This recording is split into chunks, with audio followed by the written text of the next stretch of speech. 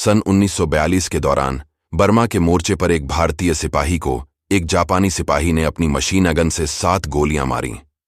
गोलियां भारतीय जवान की आंतों, जिगर और गुर्दों में उतर गईं। जवान गिर पड़ा। उसे मृत समझ लिया गया, किंतु उसकी सांसें उसका साथ छोड़ने को तैयार नहीं थीं। वो जवान इतने गंभीर रूप से घायल हो चुका था कि उसके कमांडर मेजर जनरल कोवान ने उसी समय अपना मिलिट्री क्रॉस उतारकर उसके सीने पर इसलिए लगा दिया क्योंकि उसके मरने के बाद उसे मिलिट्री क्रॉस नहीं दिया जा सकता था। वो जवान इस तरह से घायल हो चुका था कि उसे उसी हालत में छोड़कर आगे बढ़ने का आदेश दे दिया गया। उसे साथ लेकर पीछे हटने पर बटालियन की गति धीमी पड़ जाती, लेकिन ये बात उस जवान के अर्दली को मंजूर नहीं थी। उसने जवान को कंधे पर उठा लिया और पीछे पीछे चल पड़ा। उस जवान की हालत को देखकर सभी डॉक्टरों ने अपने हाथ खड़े कर दिए। उन्हें उसका इलाज करना समय की बर्बादी लग रहा था। इतने में वो अर्दली जो जवान का घायल शरीर उठाकर यहां तक लाया था, उसने अपनी राइफल तानकर डॉक्टर से कहा, हम अपने अफसर को जापानियों से लड़ते हुए अपने कंधे पर उठाकर लाए हैं। हम नहीं चाहेंगे कि वह हमारे सामने इसलिए मर जाएं क्योंकि आपने उनका इलाज नहीं किया। आप उनका इलाज करिए, नहीं तो मैं आप पर गोली चला दूंगा। डॉक्टर का मन अब भी नहीं मान रहा था, मगर सामने एक जुनूनी इंसान उस पर राइफल ताने खड़ा था। इसीलिए अनमने मन से उसने जवान के शरीर में धंसी हुई गोलियां निकालीं और उसकी आंत का क्षतिग्रस्त हिस्सा काटकर हटा दिया। इतना करने के बाद भी डॉक्टर को जरा सी उम्मीद नहीं थी कि वो जवान बचेगा, लेकिन उस जवान को अभी मरना नहीं था। यही कारण था कि वो आश्चर्यजनक रूप से बच गया।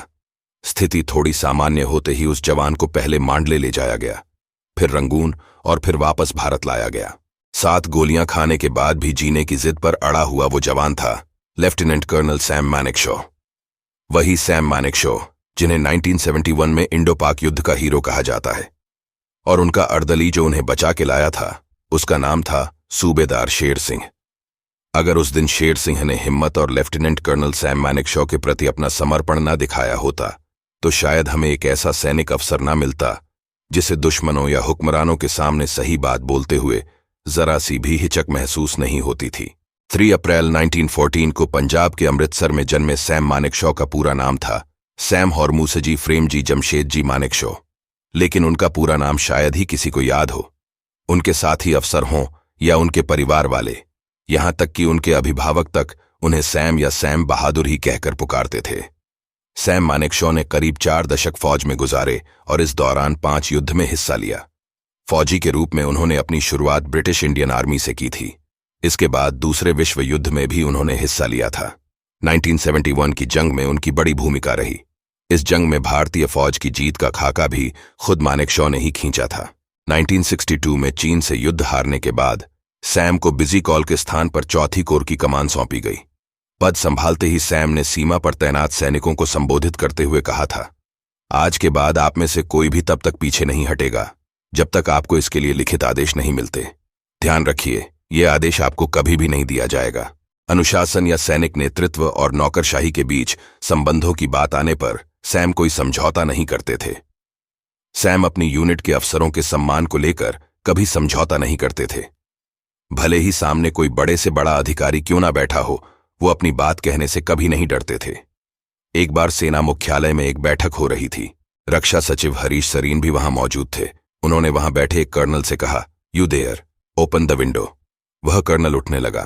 तभी सैम ने कमरे में प्रवेश किया।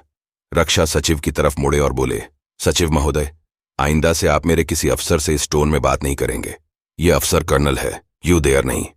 उस जमाने के बहुत शक्तिशाली आईसीएस अफसर हरीश सरीन को उनसे माफी मांगनी पड़ी। जब साल 1971 में तत्कालीन भारतीय प्रधानमंत्री इंदिरा गांधी ने सैम मानेकशॉ से लड़ाई के लिए तैयार रहने पर सवाल किया था, इस बात के जवाब में सैम मानेकशॉ ने कहा था, I am always ready sweetie. Sam Manekshaw द्वारा कही गई ये बात बहुत फेमस हुई थी। 1971 की लड़ाई में इंदिरा गांधी चाहती थीं कि वह मार्च में ही पाकिस्तान पर चढ़ाई कर दें, लेकिन सैम ने ऐसा करने से इनकार कर दिया क्योंकि भारतीय सेना हमले के लिए तैयार नहीं थी। इंदिरा गांधी इससे नाराज हुई थी। मानेकशॉ ने पूछा कि अगर आप युद्ध जीतना चाहती हैं तो मुझे 6 महीने का समय दीजिए, मैं गारंटी देता हूं कि जीत हमारी ही होगी। 3 दिसंबर को फाइनली वॉर शुरू हुआ। सैम ने पाकिस्तानी सेना को सरेंडर करने को कहा, लेकिन पाकिस्तान नहीं माना। 14 दिसंबर 1971 को भारतीय सेना ने ढाका में पाकिस्तान के गवर्नर के घर पर हमला कर दिया। इसके बाद 16 दिसंबर को ईस्ट पाकिस्तान आजाद होकर बांग्लादेश बन गया। इसी जंग में पाकिस्तान के 93,000 सैनिकों ने आत्मसमर्पण भी किया। इंदिरा गांधी के साथ उनकी बेतकल्लुफी के कई किस्से मशहूर हैं। मेजर जनरल वीके सिंह कहते हैं, एक बार इंदिरा गांधी जब विदेश यात्रा से लौटी तो मानेकशॉ उन्हें रिसीव करने पालम हवाई अड्डे गए। इंदिरा गांधी को देखते ही उन्होंने कहा कि आपका हेयर स्टाइल जबरदस्त लग रहा है। इस पर इंदिरा गांधी मुस्कुराईं और बोलीं, और किसी ने तो इसे नोटिस ही नहीं किया। सैम मानेकशॉ को अपने सैन्य करियर के दौरान कई सम्मान प्राप्त हुए थे।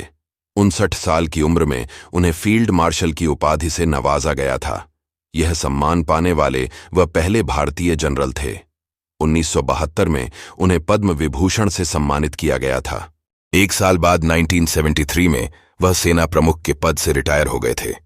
सेवानिवृत्ति के बाद वह तमिलनाडु के वेलिंगटन चले गए। वेलिंगटन में ही वर्ष 2008 में उनका निधन हो गया था।